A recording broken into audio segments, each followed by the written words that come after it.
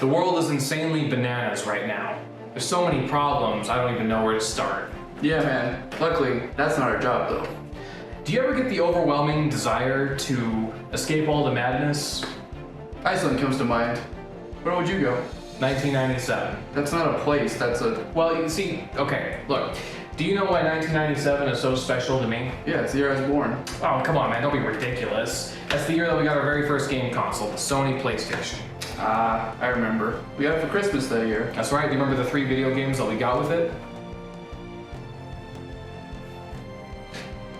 Cody, I was 9 months old. I was eating dirt! Okay, well, check this out.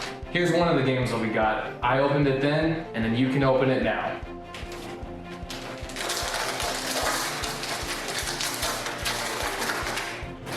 Crash Bandicoot? Thanks, Santa!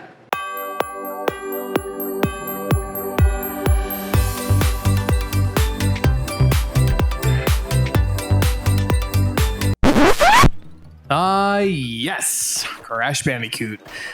Every time I play it, it's just like magic. Brings back so many good memories. I remember the first time I played the game, and it didn't go so well. Take a look.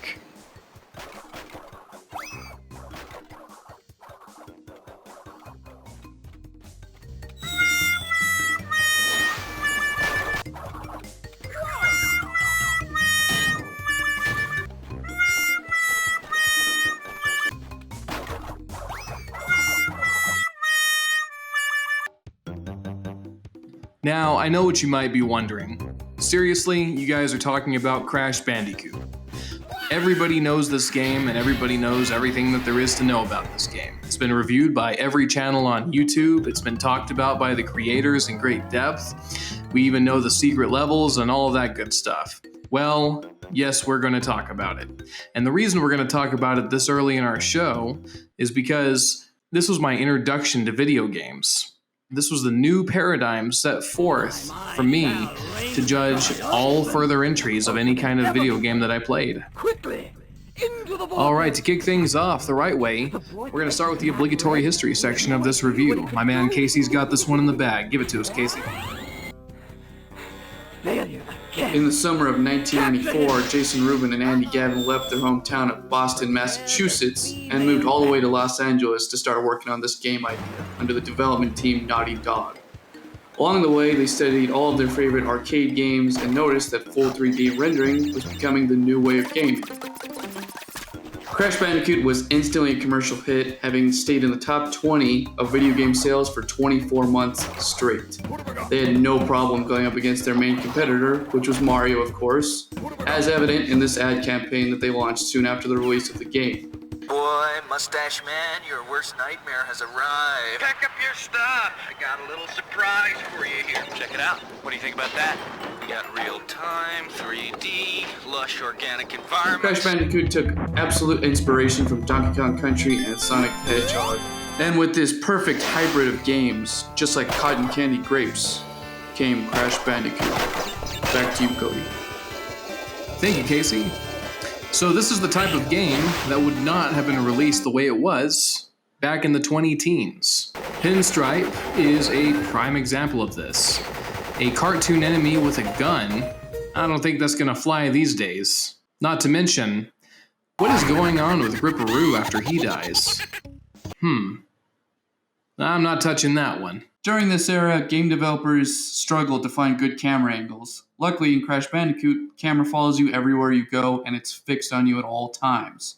It doesn't completely eat shit like other games. Oh, it looks good on you, though. Oh, and the music. It's pristine. So nice. The environments in the game and the music just work so well together. The music basically matches where you are, and you feel like Crash is on a beach, in a jungle, chased by a boulder. Listen to this music from Boulder Dash.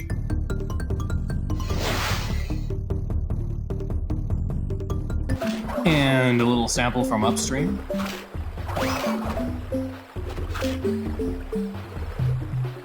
If you listen very carefully, the game's music transitions from natural to robotic, and it does so to where it actually incorporates a little bit in each level, and as you continue through the game, the robotic side tends to take over the natural side. As far as difficulty goes in the game, there are some levels that are far too easy, and then there are some levels that are just far too difficult. I really wish they would just even it all out. But as far as the boss battles go, they're all ridiculously easy. And don't let Embryo's gigantic health bar fool you neither, because he's still as easy as pie on a sunny day. And partner, I tell you what, them graphics are attractive as hell. Hoo-wee! In fact, you really have to hand it to the creators of this game, as the graphics, at the time, really created an illusion that the game was much larger than it was. Which, I mean, in the first place, they could barely fit the damn thing on a PlayStation disc anyway. However, the game looks much larger when you see the environments. There are background scenery, the sunsets, the reveals to future levels. It's all there. And they just did a smash-up banger of a job.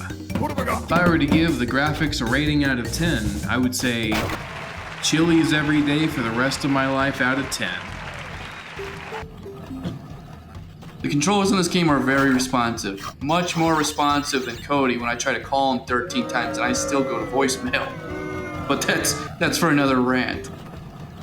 My only issue with as far as the way he moves is when you spin, he still goes forward, so you gotta get used to that a little bit.